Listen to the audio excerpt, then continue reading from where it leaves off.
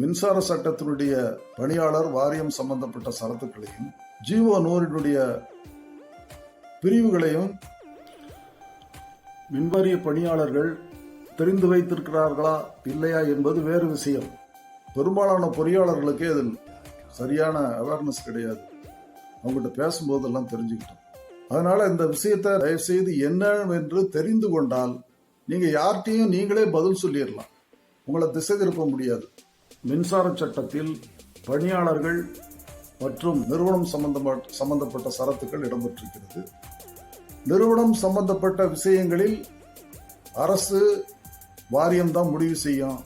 அந்த முடிவுல யாரும் தலையிட முடியாது. இந்த தொழிற்சங்கமும் தலையிட முடியாது, நீதிமன்றமும் தலையிட முடியாது. அது சட்டம். 2 லைன்ல பணியாளர் சம்பந்தமா சொல்லியிருக்காங்க. என்ன சொல்லியிருக்காங்க? நீங்கள் ஏற்கனவே பெற்று வருகின்ற பலன்கள் எவ்விதத்திலும் குறையாமல் இருக்க வேண்டும். இதுதாங்க அதில் சொல்லியிருக்கக்கூடிய விஷயம். இதுதாங்க முத்தரப்பு ஒப்பந்தம். இப்போ ஏற்கனவே பெற்று வருகிற சலுகைகள் என்ன? ஊதியம், பீரியாடிக்கல் டியர்னஸ் அலவன்ஸு, ஃபெஸ்டிவல் அட்வான்ஸுக்கு, HBA, இது மாதிரி சோ மெனி அலவன்சஸ். இதை இப்போ வாங்கிட்டு இருக்கிற காசுல இருந்து குறைஞ்சிடக்கூடாது. இது பணபலன்கள். படிநிலைகள்னா என்ன? இப்ப இருக்கிற பதவியிலிருந்து உங்களை கீழே குறைச்சிடக்கூடாது. இப்ப இருக்கிற வேலையிலிருந்து உங்களை வெளியே போக சொல்லியிருக்கூடாது. இதுதான் படிநிலைகள். உதாரணத்துக்கு ஒரு சூப்பரண்டிங் இன்ஜினியரை எக்ஸிக்யூட்டிவ் இன்ஜினியரா மாத்திர முடியாது. அப்படிதான் அதுல ப்ரொவிஷன் கொடுத்துருக்காங்க. இவ்வளவு வசதி கொடுத்துருக்காங்கன்னு ரொம்ப சந்தோஷப்படலாமான்னா அதுக்கு ஒரு முற்றுப்புள்ளி வச்சுட்டாங்க. எப்படி முற்றுப்புள்ளி வைக்கிறாங்க? 131ல 5G சொல்லியிருக்காங்க. இந்த பாதுகாப்பு, இந்த பலன்கள், பெற்று வரும் சலுகைகள் குறைந்து விடக்கூடாது அப்படின்னு ஒரு பாதுகாப்பு அது ஒரு ப்ரொவிஷனல், டெம்பரவரி. அந்த பீரியடை யாரு டிசைட் பண்ணுவா? அது அரசாங்கம் டிசைட் பண்ணும். இப்ப அரசாங்கம் டிசைட் பண்ணிருக்காங்கன்னா 30/4/2024 டிசைட் பண்ணிருக்கு. ஆக என்ன சொல்றாங்க அப்படின்னா, சுருக்கமா உங்களை TNEB-லிருந்து நைஸா கடத்தி விட்டுட்டு ப்ரொவிஷனல் பீரியட்னு ஒரு செக்கை வச்சு ப்ரொவிஷனல் பீரியட் முடிஞ்ச பிறகு கம்பெனி சட்டங்களின்படி உங்களை நடத்தலாம் என்று சொல்லி இருக்கிறார்கள். அதைத்தான் செக்ஷன் 17 ஜிஓல ஏற்கனவே குறையாமல் இருந்த இந்த சலுகைகள், படிநிலைகள் எல்லாம் உங்களுக்கு அந்த கம்பெனியில இருக்கிற கேஷ் ஃப்ளோ, நிதி நிலையை பொறுத்து மாற்றி அமைக்கலாம் அப்படின்னு சொல்றாங்க. மாற்றி எப்படி அமைக்க முடியும்? ஏற்கனவே நஷ்டத்தில் தான் இருக்கு. என்ன மாற்றி அமைச்சிட முடியும்? குறைச்சிடலாம்னு அர்த்தம். அது இந்த ப்ரொவிஷனல் பீரியட் ஒரு டேஞ்சர், ஒரு ஆபத்தான சரத்து. இந்த குறைபாட்டை தான் 2 தொழிற்சங்கங்கள் பிரதானமாக சொல்லி இருக்கிறார்கள். அது நம்மளே இருக்குன்னு தான் சொல்றோம். எந்த இடத்துல அதை கரெக்ட் பண்றோம்னா, ஒரு தொழிற்சங்கம் என்ன சொல்றதுக்கு, இந்த சரத்து கேஸ் ஃப்ளோ அப்படின்ற சரத்து அந்த பேராகிராஃப் முத்தரப்பு ஒப்பந்தத்திலையும் ஒரு சரத்தா இருக்கு அப்படின்னு சொல்றாங்க. அப்படி இல்லை. ஸோ அதனால அவங்க சொன்னது தவறு. அதனால அவங்க கையெழுத்து போடலன்னு சொன்னதும் தவறு. ஒண்ணு முடிச்சுங்களா? அடுத்தது, இந்த 17வது சரத்து ஜிஓல இருக்குன்னு 100 சங்கம் சொல்லுது. நம்மளும் சொல்றோம், ஒத்துக்கிட்டோம். ஆனா ஜிஓல கையெழுத்து நாங்க போடல. இவங்களையும் ஜிஓல கையெழுத்து போடுங்கன்னு சொல்லி வாரியம் அழைக்கல. நாங்க முத்தரப்பு ஒப்பந்தத்தெல்லாம் கையெழுத்து போட்டிருக்கோம்.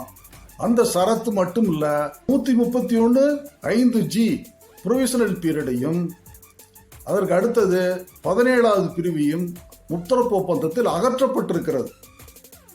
பாதிப்புகள் முற்றிலுமாக அகற்றப்பட்டு என்ன நிலைத்திருக்கிறது என்றால், உங்களுடைய பணிநிலைகள், உங்களுடைய பணபலன்கள் அனைத்தும் தொடரும். எப்ப இதுவரைக்கும் தொடரும்? நிரந்தரமாக தொடரும் அப்படின்னு சொல்லியிருக்காங்க. இதுலதான் நாங்க கையெழுத்து போட்டிருக்கோம். இது மட்டும் இல்லைங்க, இன்னும் நிறைய குறைபாடுகள் இருக்கு இதுல. மின்சார சட்டத்திலையும் ஜிஓவிலையும் குறைபாடு எண் 1 ஜிஓ 100ல 7வது பிரிவுல தெளிவா சொல்லியிருக்காங்க. என்ன சொல்லியிருக்காங்க? வாரியம் மற்றும் அரசுக்கு விருப்பங்களுக்கு எதிராக எந்தவித உரிமைகளையும் பணியாளர்கள் எழுப்ப முடியாது. பணியாளர்கள் மாற்றப்படும் போது டிரான்ஸ்பர், எம்ப்ளாயிஸ் டிரான்ஸ்பர், அதுல ஏதாவது பிரச்சனை ஏற்பட்டால், குறைகள் ஏற்பட்டால், தகராறு ஏற்பட்டால் அது விஷயமாக முடிவு செய்யும் அதிகாரம் அரசாங்கத்தினுடையது. அரசாங்கத்தினுடைய முடிவு இறுதியானது. அது அனைவரையும் கட்டுப்படுத்தும் என்று சொல்கிறது.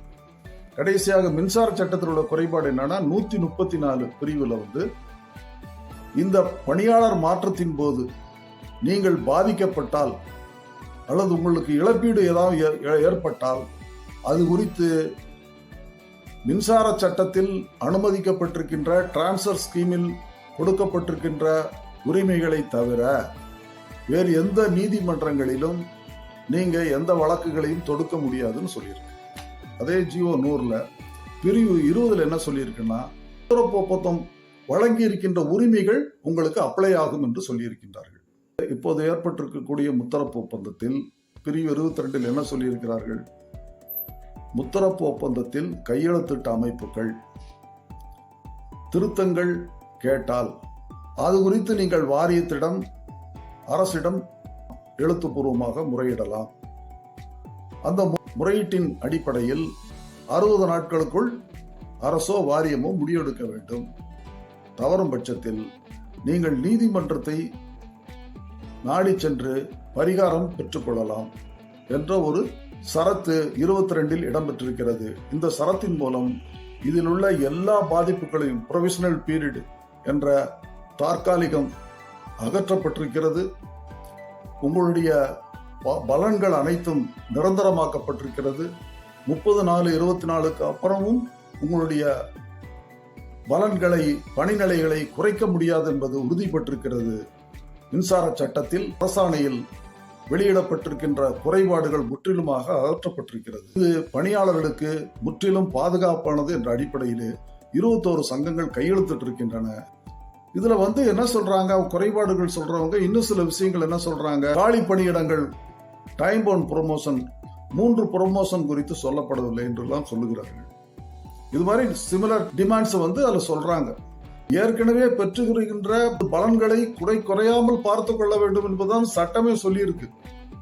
அது அந்த வரைகறைக்குள்ளதான் நம்ம எல்லாத்தையும் வைக்க முடியும். இங்க அவங்க வைக்கிற கோரிக்கைகள் போராட்டத்துல ஒரு 10 கோரிக்கை வைப்பாங்க. அந்த கோரிக்கையெல்லாம் கூடி முத்தரப்பு ஒப்பந்தத்தில் சேர்த்துட்டு அதை நிறைவேற்றணும் அப்படின்னு சொன்னா அது வரம்புலையே கிடையாது. அதை நிறைவேற்றிட்டோம்னா தொழிற்சங்கமே நடத்த வேண்டாமே. அதனால இவங்க எழுப்பி இருக்கக்கூடிய விஷயங்கள் என்பது தொழிலாளர்களுக்கு பார்க்கும்போது பரவாயில்ல, நல்ல கோரிக்கைகளை கேட்கறாங்களேன்னு தோணும்.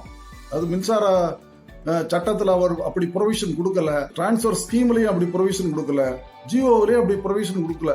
கோரிக்கைகளை நமக்கு இருக்கும் கோரிக்கைகளை எல்லாம் யாரிடம் வைக்க முடியும்? வாரியத்திடம் தான் வைக்க முடியும். போராடித்தான் பெற வேண்டும். பேச்சுவார்த்தை நடத்தி பார்கெனிங் போர்ஸ்ல தான் பெற முடியும் கோரிக்கைகளை. இது ஏற்கனவே உள்ள பணியாளர்களை மாற்றும் போது உள்ள சலுகைகளை குறைத்துவிடக்கூடாது கம்பெனிகளில் என்பதற்கான முத்தரப்பு ஒப்பந்தம். அந்த முத்தரப்பு ஒப்பந்தத்தில் அவ்வாறு எந்தவித குறைபாடுகளும் ஏற்படாமல் இப்பொழுது பெற்று வருகின்ற சலுகைகள் 100% சலுகைகள், பணிநிலையின் பாதுகாப்பு என்பது உங்களுக்கு நிரந்தரமாக பாதுகாக்கப்பட்டிருக்கிறது. இதுதான் முத்தரப்பு ஒப்பந்தம். மேற்கொண்டு எழுப்பப்பட்ட குறைபாடுகளுக்கு விளக்கமளிக்க இந்த பதிவு தொடரும். அடுத்த பதிவில் சந்திப்போம். நன்றி.